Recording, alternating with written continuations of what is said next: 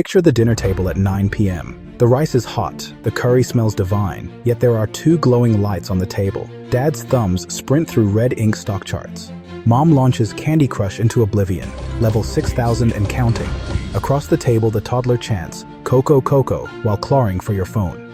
Forks pause mid-air, conversation flatlines, but the ping-ping orchestra keeps thundering. Feel that uneasy déjà vu? Then, my friend, you've already caught the stealth pathogen quietly rewiring billions of brains. It doesn't check passports or pay grades. It leaps across age groups faster than the common cold. But what in the world is this silent virus? And how does a string of code beat 2 million years of evolution? To decode the playbook, we'll start with a case study that looks innocent but hides internet-level sorcery. Ready?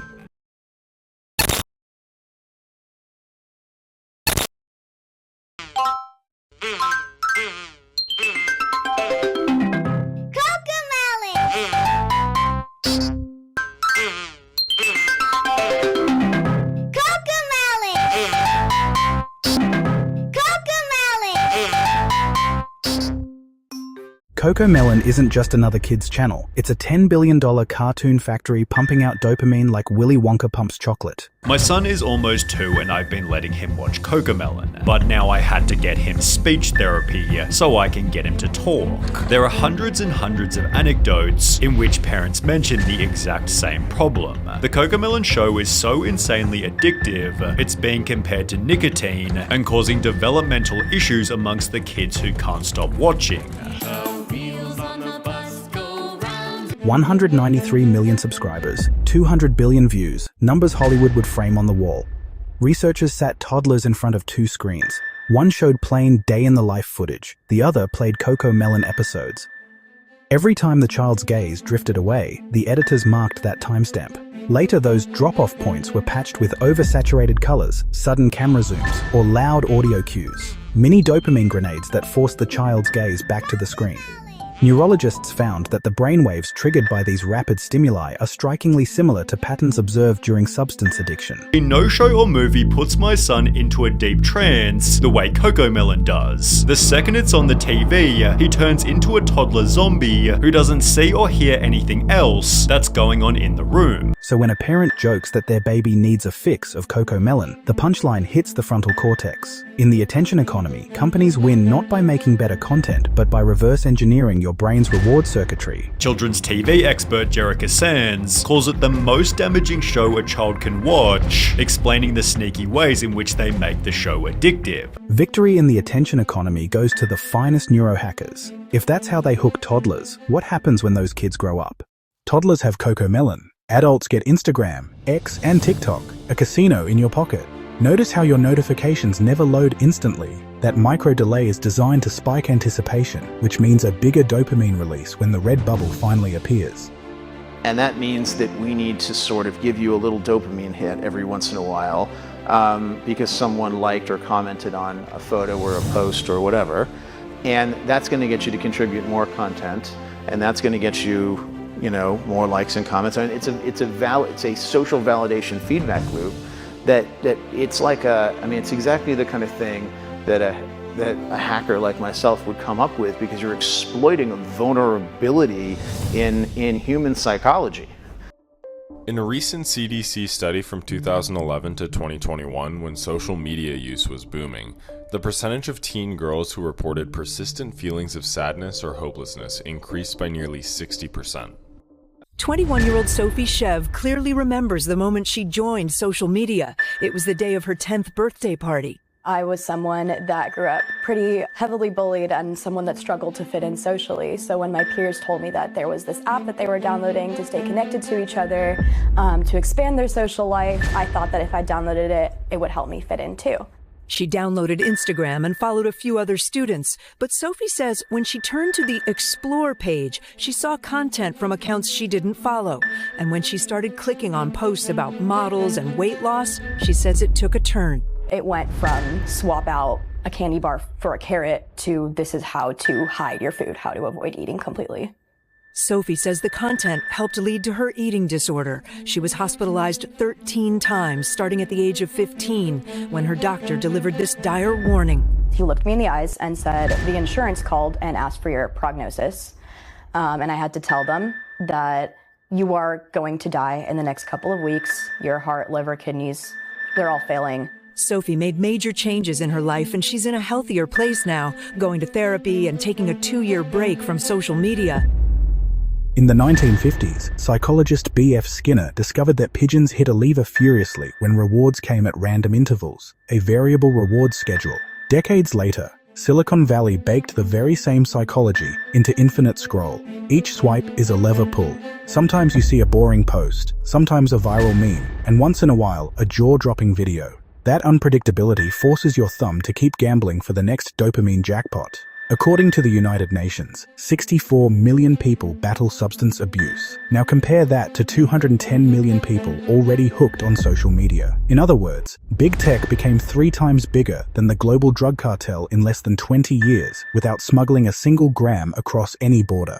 When the product is free, you're the price tag, and dopamine is the currency. But what's the toll on focus itself? But look at kids and social media. Studies show that too much time on social media apps can be linked to anxiety and depression. On average, American children ages 8 to 12 spend 4 to 6 hours a day watching or using screens. And for teens, it's up to 9 hours a day. Back in 2003, a Microsoft study pegged the average human attention span at 2 minutes 30 seconds. 2 decades later, researchers at the University of Chicago found that number has crashed to 47 seconds. But why? Every scroll or like releases a dopamine microdose. The brain raises its baseline, demanding faster gratification. Anything slower feels boring, so we jump to the next tab, reel or short. Our dorsolateral prefrontal cortex, the seat of deep focus, starts behaving like a jittery goldfish. The more convenience you buy with technology, the more discipline you must invest to protect your focus. Our brains are wired to keep watching. Binging activates the reward center found in the midbrain, where dopamine is released and sent to our nucleus accumbens in the basal ganglia. It taps into the more survival and pleasure-based centers of the brain, driving us to watch that next episode or just one more video from a creator we love on YouTube. The prefrontal cortex of the brain, more recently evolved in humans, is more rational and works to weigh the consequences of certain decisions like binging. It might step in to tell the brain that you need sleep, so you should probably turn that video off. It's a constant battle between immediate pleasure and self-control, making us pretty exhausted. Dr. Heather Berlin, a neuroscientist and clinical psychologist, says it's taking a toll, particularly on kids. Try recalling your last birthday. Odds are you see it in a third-person view, like watching a Netflix recap of your own life. That's because memories are reconstructed, not replayed. But here's the kicker. Columbia University coined the term Google effect. When information is one click away, the brain simply refuses to store it. MIT researchers recently monitored students using ChatGPT to draft essays. Their EEG scans showed flatter brain activity and near zero recall of their own writing 10 minutes later, a phenomenon they now label cognitive debt. Outsourcing memory to machines saves effort today, but sends an interest bill tomorrow in the form of shallow thinking. Why are Germans stereotyped as precise? Partly because German loves compound words like Handschuh, literally handschuh, for glove. Language itself nudges logical thinking. Spanish, on the other hand, has separate tiers of affection. Te quiero versus te amo, teaching speakers to feel finer shades of love. Now contrast that richness with Gen Z slang where rids, goofy and it's giving lump dozens of emotions into one memeable soundbite. Linguists fear that oversimplified vocabulary could blunt our ability to articulate complex thoughts. A shrinking vocabulary doesn't just weaken speech, it shrinks the very thoughts you're able to think.